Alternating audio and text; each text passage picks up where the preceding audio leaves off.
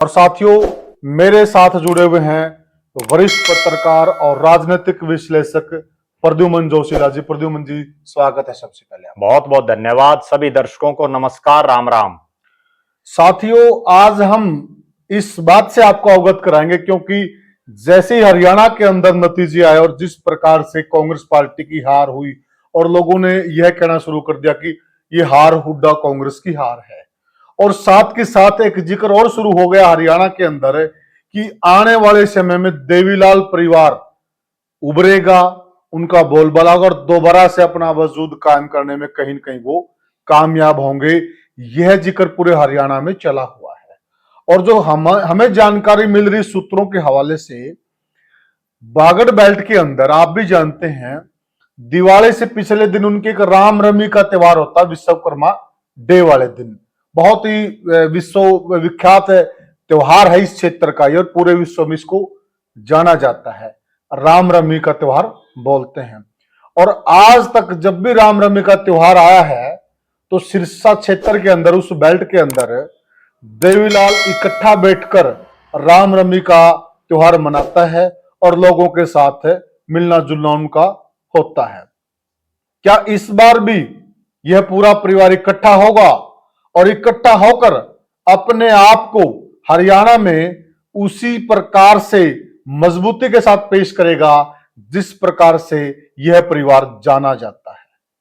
तो इन सारी बातों पर प्रकाश डालेंगे वरिष्ठ पत्रकार प्रद्युमन जोशीला जी। प्रद्युमन जी, क्या लग रहा है कि क्या इस बार यह परिवार इकट्ठा होकर पूरे हरियाणा की जनता को संदेश देगा कि हमने अपनी कमर कस ली है और अब आपको ऑप्शन ढूंढने की जरूरत नहीं है, वही पुराना देवीलाल परिवार आपके बीच में खड़ा है और आप वोट डालिए और हमें मजबूत कीजिए, सत्ता सौंपिए? देखो, निश्चित रूप से राजनीति संभावनाओं का खेल है और राजनीति में हर रोज कोई ना कोई नया इनपुट आउटपुट होता रहता है जी। और राजनीतिक आदमी परिस्थितियों के हिसाब से अपने फैसले लेते हैं और किस तरह के हालात और किस तरह की परिस्थितियां होती हैं, वो अपना नफा नुकसान फायदा वो हर चीजें देख करके कोई फैसला लेता है। अब जैसा आपने बताया, 8 तारीख को जब हरियाणा प्रदेश में विधानसभा चुनाव के परिणाम आए जी, उसके बाद एक इस तरह की चर्चाएं चल पड़ी कि जो लोग भारतीय जनता पार्टी को हराना चाह रहे थे और जो पिछली 2 योजनाओं से लगातार इसी प्रयास में थे, चाहे वो 2019 का चुनाव हो और चाहे वो 2024 का चुनाव हो जी, और विशेषकर जो किसान कौम, और मुझे ये कहने में भी कोई संकोच नहीं कि विशेषकर वो वोटर जो किसी समय चौधरी देवीलाल का वोटर हुआ करता। बिल्कुल सही कहा। चौधरी देवीलाल का अपना निजी रूप से आज भी 15, 16, 17% उनका और उनके परिवार का वोट है जी। ये अलग बात है कि कई बार वो वोट नहीं पड़ पाता क्योंकि वो परिस्थितियां इस तरह की बन जाती हैं। लेकिन अगर ठीक ठाक ढंग से सिस्टम बैठे तो इसी वोट बैंक को 30% के आसपास तक आसानी से ले जाया जा सकता है। ठीक है। अब जो 8 तारीख को परिणाम आए, उस परिणाम के बाद पूरे प्रदेश में एक चर्चा चल पड़ी कि कांग्रेस पार्टी, और विशेषकर जिसको हम ये कह सकते हैं कि जिसको लोग हुड्डा कांग्रेस बोल रहे हैं, ठीक बात है, कि अब उनके बस की बात नहीं है भारतीय जनता पार्टी को हरा पाना, क्योंकि जो 2 बार के परिणाम आए और दोनों बार लोगों को चौधरी भूपेंद्र सिंह हुड्डा और उनके बेटे दीपेंद्र सिंह हुड्डा और उनके तमाम परिवार से, उनके साथियों से बड़ी उम्मीदें थी बिल्कुल कि ये लोग भारतीय जनता पार्टी को हरा देंगे। लेकिन चूंकि पहले टिकट वितरण गलत हुआ, ओवर कॉन्फिडेंस में बातें की, चाहे वो चौधरी भूपेंद्र सिंह हुड्डा या दीपेंद्र सिंह हुड्डा, दोनों का जो ओवर कॉन्फिडेंस था वो लगातार झलक रहा था। और टिकट वितरण गलत होना, उसके बाद पार्टी में आपसी गुटबाजी, समय पर फैसले ना ले पाना, इन तमाम कारणों से कांग्रेस पार्टी एक बार फिर से बीजेपी को हराने में नाकामयाब रह गई। बिल्कुल। और अब मेरे पास तो पिछले 8 तारीख के बाद से लगातार रोहतक, सोनीपत, झज्जर, जिसको चौधरी भूपेंद्र सिंह हुड्डा का गढ़ माना जाता है, जो पुराना रोहतक है, वहां से भी बहुत से लोगों के फोन आ रहे हैं और वहां का जो इनपुट उभर करके आ रहा है कि उस इलाके के लोग भी अब इस बात को धीरे धीरे, चाहे वो कुछ एक लोग मानने लगे हों, लेकिन ये मानने लगे कि चौधरी भूपेंद्र सिंह हुड्डा के बस की बात नहीं है बीजेपी को हराना। मैं एक सवाल ले लेता हूं प्रद्युमन जी बीच में। जी, देखिए, एक दौर था जब देवीलाल परिवार भी अगर जाट बेल्ट की राजनीति करता था, जो पुराना रोहतक है, जी, उसमें बहुत मजबूत होता था जी, और अब जब हुड्डा भी मजबूत हुए हैं जाट राजनीति के रूप में या जाट राजनेता के रूप में जी तो उनको भी पुराना रोहतक का साथ मिला है। जी लेकिन अब आप जो कह रहे हैं जो इस प्रकार की वहां से आवाजें निकल कर आ रही हैं जी तो आपको क्या लगता है कि वो जो पुराना रोहतक का जो वोट बैंक है जी तो वो दोबारा देवीलाल परिवार की तरफ आएगा? देखो, निश्चित रूप से 2000 से लेके और 2024 तक पिछले 24 साल में जी जब से चौधरी भूपेंद्र सिंह हुड्डा मुख्यमंत्री पद के एक दावेदार के रूप में उभरे, हाँ वो मुख्यमंत्री रहे, विपक्ष के नेता रहे, प्रदेश कांग्रेस के प्रदेश अध्यक्ष रहे, कांग्रेस विधायक दल के नेता रहे या किसी भी पद पर रहे, पहली बार ऐसा सुनने को मिल रहा है उस इलाके में, चाहे वो अभी बहुत कम संख्या में हो, कि हुड्डा साहब के बस की बात नहीं है बीजेपी को हराना। तो धीरे धीरे जो एक ज्वाला जो उठती है वो जो क्रांति का रूप ले लेती है बाद में, वो अब उस पुराने रोहतक में शुरू हो चुकी है। और उसका एक बहुत बड़ा कारण ये है जो चुनाव परिणाम आए। हम 3 जिले हैं, रोहतक, सोनीपत, झज्जर, जिनका आपने जिक्र किया, उस पर भी मैं भी आऊंगा जी। उन तीनों जिलों में इस बार बात करें झज्जर की, ठीक है, झज्जर में बहादुरगढ़ बुरी तरह से हार गई, बिल्कुल, चौधरी भूपेंद्र सिंह हुड्डा कांग्रेस पार्टी। रोहतक में रोहतक शहर की सीट बाल बाल बची है, वरना वो भी निश्चित रूप से हारते। और सोनीपत में तो बहुत बुरा हाल हो गया, सोनीपत की खरखोदा जैसी सीट पर हारना, गोहाना जैसी सीट पर हारना कहीं ना कहीं ये दर्शा रहा है। और बड़ौदा में भी बाल बाल बच गए, वरना तो वहां भी परिणाम कुछ और होते। ठीक बात है। और गन्नौर हो, मतलब जहां भी जो भी सीटें थी, और विशेषकर जींद का जो एरिया जिस पर चौधरी भूपेंद्र सिंह हुड्डा को ये था कि जींद भी अब आपके साथ है, ठीक है, लेकिन वहां की 4 सीटें हारना और 5वीं भी सिर्फ इसलिए जिता दी कि कहीं ये कैप्टन साहब ना जीत जाए, जो कैप्टन बैरागी साहब खड़े थे, ठीक है, वरना तो वहां जो लाठर साहब के वोट पड़ने थे वो आखिर के 2 दिन में डाइवर्ट हो गए। सुनने में ये भी आ रहा कि वहां अंतिम समय में लाठर साहब ने खापों कहने से इलेक्शन को ढीला भी छोड़ दिया। वो मैं जो बात कह रहा हूँ वो वही बात है, उसको हम किसी भी रूप में घुमा सकते हैं, बात वही है। और अब जो बात थी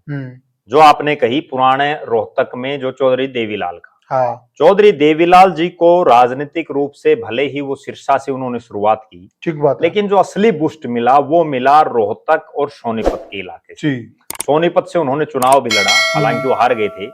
रोहतक से भी उन्होंने चुनाव लड़ा, और चुनाव लड़कर के एक ऐसा समय था जब उन्होंने एक दौर में एक ही चुनाव में 3 अलग अलग राज्यों से चुनाव लड़े। बिल्कुल सही कहा। उन्होंने पंजाब से लड़ा, राजस्थान के सीकर से लड़ा और रोहतक से लड़ा। और वो जिंदगी की मैं सबसे बड़ी राजनीतिक भूल चौधरी देवीलाल की मानता हूं, क्योंकि राजनीतिक आदमी कई बार गलतियां कर देता है और कई बार वर्कर करवा भी देते हैं, दबाव इतना हो जाता है। तो उनकी जो राजनीतिक भूल थी वो ये थी कि जब उनको देश का उप प्रधानमंत्री चुना गया तो उन्होंने सीकर के मुकाबले रोहतक की सीट को छोड़ दिया। वहां फिर उपचुनाव हुआ और फिर महम का कांड हुआ वहां, और महम की वो धरती थी जिसने चौधरी देवीलाल, एक और बड़ी रोचक बात ये है कि जब 87 का दौर था तो उससे पहले चौधरी देवीलाल जो न्याय युद्ध शुरू किया उन्होंने, उससे पहले हार थक के अपने घर बैठ गए थे वो, और उनको ऐसा हो गया था कि अब राजनीति में दोबारा उभर पाना बड़ा टेढ़ा है। ठीक बात है। उसके बाद यही रोहतक की महम की वो धरती थी, यहाँ के वो लोग थे जो उनको सिरसा चौटाला से लाए और वहां से ला करके उन्होंने रोहतक से उनको जिताया और दोबारा से राजनीतिक रूप से उनको ना केवल जिंदा किया बल्कि हरियाणा में उनकी एक तरफा 85 सीटें आई, बिल्कुल, और देश के वो प्रधानमंत्री तक बने। तो निश्चित रूप से ये वो बेल्ट है रोहतक, सोनीपत, झज्जर की जिसका भी साथ दिया वो हमेशा खुल कर दिया। और मुझे ये कहने में भी कोई संकोच नहीं कि जब जब कोई जिस नेता का उन्होंने साथ दिया और वो कमजोर पड़ा तो उन्होंने उसको बहुत जल्दी छोड़ भी दिया, जिसका उदाहरण चौधरी देवीलाल का परिवार है। जब उनको ये लगा कि अब देवीलाल का परिवार दोबारा नहीं सर्वाइव कर पाएगा तो इसी रोहतक, सोनीपत, झज्जर ने उनको छोड़ दिया। और उसके बाद चौधरी देवीलाल को 3 बार चौधरी भूपेंद्र सिंह हुड्डा ने हराया। तो कहीं ना कहीं अब भी यही हालात है कि अगर हुड्डा साहब सर्वाइव नहीं कर पाए तो आप देख लेना, और अगली बार जो गढ़ी सांपला किलोई, जहां वो एक तरफा वोट मांगने की भी उनको जरूरत नहीं पड़ रही, वहां से बड़ी क्लोज फाइट, और वो हार भी सकते हैं, कोई बड़ी बात नहीं है। जितना मुश्किल हो जाएगा, जिस प्रकार से चौधरी बरिंदर सिंह को ये कमेंट था कि मैं नहीं हार सकता जी, और बहुत बुरी हार हो बुरी। देखो, निश्चित राजनीति में कभी भी कोई भी हार सकता है, ये तो छोटे मोटे नेता हैं, इनके मुकाबले बहुत बड़े बड़े जो नेता हैं, बिल्कुल, जब राहुल गांधी जैसा नेता अमेठी से चुनाव हार सकता है, जब चौधरी बंसीलाल भिवानी से चुनाव हार सकते हैं, चौधरी देवीलाल ने इतने चुनाव हारे हैं, और ज्यादा दूर क्यों जाओ, कैप्टन इंदर सिंह ने भी तो चौधरी भूपेंद्र सिंह हुड्डा को हराया था। एक मुगालता हो गया है प्रद्युमन भाई कांग्रेस को जी, क्योंकि जो वोट बैंक इनकी तरफ है मुंह हुआ है, चाहे वो जेजेपी का था चाहे इनेलो का था, कांग्रेस एक मुगालते में आ गई कि हमारा वोट बैंक है जी। आपको कितना लगता है कि जो वोट बैंक है उधर गया है कांग्रेस की तरफ है, वो कितना वापस देवीलाल परिवार के पास आएगा, और कितना वो जो कांग्रेस का भी वोट बैंक जो बीजेपी को हराना चाहता है उसको भी वो लेके आएगा? देखो, मेरा ऐसा मानना है कि अगर चौधरी देवीलाल का परिवार इकट्ठा हो जाता है, क्योंकि असली कहानी और असली जो बीमारी की जड़ है वो ये है कि आप एक चीज समझिए, जब 2013 में चौधरी ओम प्रकाश चौटाला और अजय सिंह चौटाला को जेल हो गई थी, उसके बाद ऐसा लग रहा था कि पार्टी टूट जाएगी, पार्टी खत्म हो जाएगी। उसके बावजूद अभय सिंह चौटाला ने खूब मेहनत करके पार्टी को दोबारा से जिंदा किया, और उसमें एक बहुत बड़ा रोल जो अजय सिंह चौटाला के साथी थे उनका भी एक बहुत बड़ा रोल रहा। अजय सिंह चौटाला ने राय मलिकपुर पड़ता है नांगल चौधरी में, जो हरियाणा का आखिरी गांव है,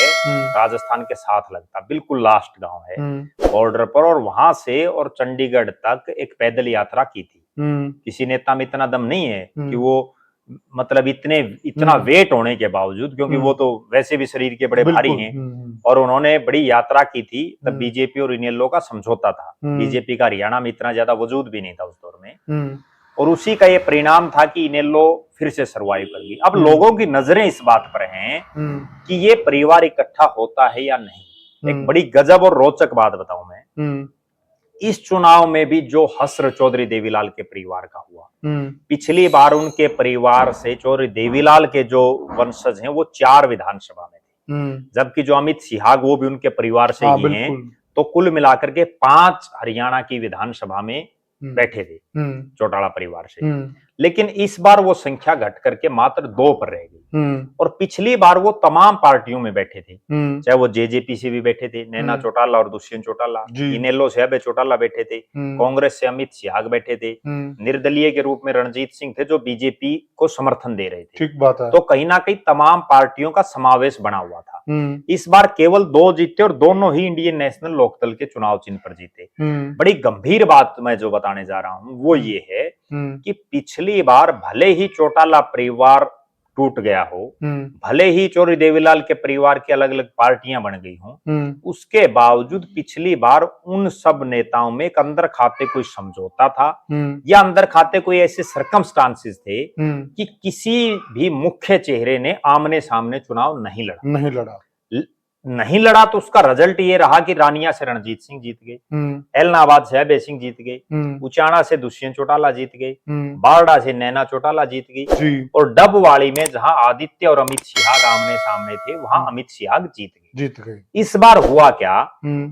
कि डबवाड़ी की सीट पर देवीलाल परिवार के 3 सदस्य आमने सामने खड़े हैं, दिग्विजय चौटाला, आदित्य चौटाला, अमित सिहाग, लिहाजा जीतना एक ही था। बिल्कुल ठीक है, 2 चुनाव हार गए। रानिया की सीट पर 2 सदस्य आमने सामने खड़े हैं, रणजीत सिंह और अर्जुन चौटाला, वहां भी एक को जीतना था, दूसरे हार गए। इसी तरह से आपस में जो इनकी खिंचम खिंचाई रही और आपसी जो इनका सर्कमस्टांसेस ना बैठना उसकी एवज में 5 से और 2 पर आ गए। यानी कि परिवार की म्यूचुअल अंडरस्टैंडिंग इस बार बिल्कुल, अगर अंडरस्टैंडिंग बढ़ती तो मैं बड़े दावे के साथ ये बात कह सकता हूं कि सिरसा जिले की तो जो 3 सीट थी जिनमें अब 2 जीत पाई है, तीनों वो भी जीतते। और अगर ये जिस ढंग से मैंने भी एक सुझाव मेरे दिमाग में था और वो सुझाव भी दिया था मैंने, अगर वो चीज अभय सिंह चौटाला जी मान लेते तो निश्चित रूप से आज जो 2 सीटें आई हैं वो 2 से बढ़ जाती। मैंने उनको एक सुझाव ये दिया था कि हालात और परिस्थितियां ऐसी हैं कि बाडड़ा विधानसभा क्षेत्र ऐसा है जो किसान कौम और जाट बाहुल्य हल्का है। ठीक बात है। अगर आपको प्रदेश का नेता बनना है, अगर आपको प्रदेश में अपनी राजनीति चमकानी है और कुछ करके दिखाना है, क्योंकि नैना चौटाला का वहां 5 साल का कार्यकाल लगभग फेलियर रहा, वो कोई बहुत लंबा चौड़ा कुछ नहीं कर पाई सरकार में होने के बावजूद। आप बारडा से लड़ो, अगर वो बारडा से चुनाव लड़ते तो निश्चित रूप से परिणाम कुछ और ही होते। बिल्कुल। लेकिन समस्या ये है कि वो जो जिगरा है वो जिगरा कई बार नेता नहीं ला पाते जिसकी जरूरत होती है। अगर जो कि ये पारिवारिक चीज के लिए जाना जाता नहीं जाना जाता है, लेकिन कई बार फैसले नहीं ले पाते। अब जैसे दुष्यंत चौटाला ने उचाना से चुनाव लड़ा, उनको उचाना के अलावा एक विधानसभा क्षेत्र से और लड़ना चाहिए था ताकि एक मैसेज आता। लेकिन कई बार राजनीति में क्या है कि फैसले नहीं लिए जाते और कई बार फैसले लिए हुए भी गलत पड़ जाते। सिर्फ आपसी मिसअंडरस्टैंडिंग की वजह से चौधरी देवीलाल का परिवार 5 से 2 सीटों पर आ गया, वरना इतना निश्चित था कि इस बार भी 5 के आसपास दोबारा से देवीलाल परिवार के सदस्य जीत सकते थे। हालात ऐसी थी, अगर ये इकट्ठे सिर्फ बेशक पार्टियां अलग अलग होती, एक एक हल्के से चुनाव लड़ते, आमने सामने ना लड़ते, तो परिणाम निश्चित तौर पर बेहतर होता। तो प्रद्युमन भाई क्या लगता है, अंतिम बात पे आते हैं जो दर्शक भी जानना चाहते हैं कि क्या देवीलाल परिवार अपने आप इकट्ठा हो सकता है या कोई बीच की खापें हैं या कोई सामाजिक संगठन है या जो बीच के लोग हैं, कई बार परिवार के लोग रिश्तेदार होते हैं, तो वो लोग पहल करके एक शुरुआत करें, क्योंकि कई बार एक अड़ाई हो जाती है कि शुरुआत मैं नहीं करूंगा। तो आपको क्या लगता है क्या होना चाहिए? देखो, मेरा ऐसा मानना है कि जब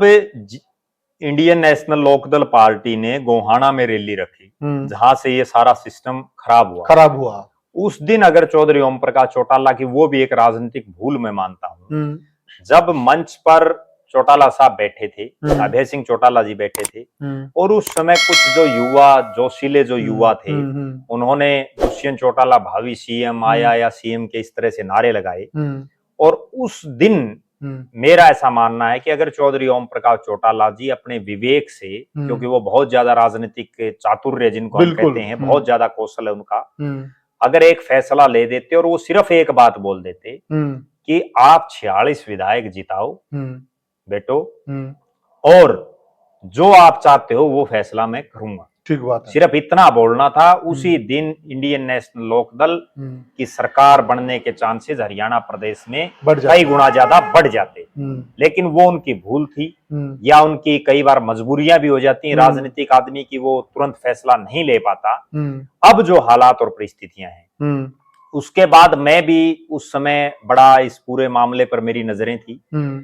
चौधरी देवीलाल के परिवार का पूरे भारत में अगर सबसे नजदीकी कोई परिवार है तो वो है स्वर्गीय सरदार प्रकाश सिंह बादल जी का परिवार। बिल्कुल सही कहा। बादल साहब और जो चौधरी देवीलाल जी, वो पगड़ी बदल भाई हैं और लगातार हर सुख दुख में, हर परिस्थिति में एक साथ खड़े रहते हैं। सुखबीर सिंह बादल और प्रकाश सिंह बादल जी ने बहुत प्रयास किए दोनों परिवारों को इकट्ठा करने के। चौधरी ओम प्रकाश चौटाला जी की 3 लड़कियां हैं, उन्होंने भी बहुत प्रयास किए, कोशिशें भी की, उसके बावजूद परिवार इकट्ठा इसलिए नहीं हो पाया कि तब मैं जो समझ पा रहा हूं, दुष्यंत चौटाला को भी इस चीज का एक घमंड मैं समझता हूं कि था कि बिना मेहनत किए वो सबसे कम उम्र के हिसाब से सांसद बन गए। ठीक बात है। उसके बाद उनको एक युवाओं का ऐसा टोल मिल गया जो लगातार उनको मुख्यमंत्री बनाने के सपने दिखाता रहा, और ऐसे हालात और परिस्थितियां बनी। मेरा निजी रूप से मानना है कि दुष्यंत चौटाला तो फिर भी हो सकता है समझौते पर मान जाते, लेकिन दिग्विजय चौटाला और जो श्रीमती नैना चौटाला जी हैं, जो उनकी माता जी हैं, उनका जिस तरह की उनकी वर्डिंग रही, जिस तरह का उनका बोलचाल का रवैया रहा, और जिस तरह का उनका उस समय का सिस्टम रहा, उससे कहीं ना कहीं बात बन नहीं पाई। अब भी हालात और परिस्थितियां ये हैं कि इंडियन नेशनल लोकदल के आज 2 विधायक जीते हुए हैं, जबकि जेजेपी एक डबवाली को छोड़ करके वहीं उनको सम्मानजनक वोट मिले हैं, बाकी तो उनको कहीं कुछ नहीं मिला, ज्यादा वोट बैंक नहीं मिला। तो अब हो सकता है दुष्यंत चौटाला, दिग्विजय चौटाला या नैना चौटाला जी, उनका भी दिमाग कहीं ना कहीं ठिकाने होगा, और अगर उनको अपनी राजनीति बचानी है और चौधरी देवीलाल के परिवार का नाम राजनीतिक रूप से जिंदा रखना है, ठीक है, तो अब ये मजबूरी है कि इन सबको, जिसमें मैं चारों परिवार मानता हूं, कि इन चारों परिवारों को इकट्ठा हो जाना चाहिए। और मेरा निजी रूप से भी ये मानना है कि भले ही चौधरी ओम प्रकाश चौटाला इंडियन नेशनल लोकदल के राष्ट्रीय अध्यक्ष हैं, लेकिन वो सक्रिय राजनीति से पूरी तरह से दूर हैं। ठीक बात, क्योंकि वो अक्सर बीमार रहते हैं और उम्र भी अब उनकी 90-91 साल के हो गए, तो अब उस लिहाज पर नहीं। अब इस परिवार में जो सबसे बड़े चेहरे बचे हैं वो चौधरी रणजीत सिंह को मैं समझ रहा हूँ, क्योंकि वो पहले चौधरी देवीलाल की सरकार में मंत्री रहे, चौधरी ओम प्रकाश चौटाला की सरकार में मंत्री रहे, मनोहर लाल जी की सरकार में मंत्री रहे, नायब सिंह सैनी की सरकार में मंत्री रहे, और चौधरी भूपेंद्र सिंह हुड्डा की सरकार में भी वो प्लानिंग कमीशन के डिप्टी चेयरमैन रहे, तो निश्चित राज्यसभा के सदस्य भी रहे। निश्चित रूप से उनका जो अनुभव है और पूरे हरियाणा प्रदेश में जो उनका एक नाम है, उनको आगे लेकर के कहीं ना कहीं ये परिवार इकट्ठा हो सकता है, क्योंकि आखिरी जो लड़ाई है वो मुख्यमंत्री के पद को लेकर के होनी है, और एक तरफ अभय सिंह चौटाला है और दूसरी तरफ दुष्यंत चौटाला आगे हैं, तो बीच का रास्ता सिर्फ मैं दो ही विकल्प समझ पा रहा हूं कि बीच का रास्ता दो ही विकल्पों में बन सकता है, या तो परिवार सामूहिक रूप से चौधरी रणजीत सिंह को आगे करे, ठीक है, या दूसरा विकल्प मैं जो समझ पा रहा हूं वो ये है कि सामूहिक नेतृत्व में चुनाव लड़े, जब 46 विधायक आ जाएं तब आगे मुख्यमंत्री की बात हो कि मुख्यमंत्री कौन बने, विधायकों से रायशुमारी जी। उसके बाद एक अगली बात है वो ये है कि अब इस परिवार में एक नया जो युवा आदित्य देवीलाल, जिसको इंडियन नेशनल लोकदल विधायक दल का नेता भी बना गया, उनमें भी एक नेतृत्व के गुण दिखाई दे रहे हैं। अगर ये परिवार रणजीत सिंह और आदित्य देवीलाल इन दोनों को आगे करके चुनाव लड़े तो निश्चित रूप से परिणाम सुखद भी हो सकते हैं। हाँ, ये कहते हुए मुझे कोई संकोच नहीं कि दुष्यंत चौटाला और दिग्विजय चौटाला जैसी मेहनत ऑन ग्राउंड कोई आदमी नहीं कर सकता।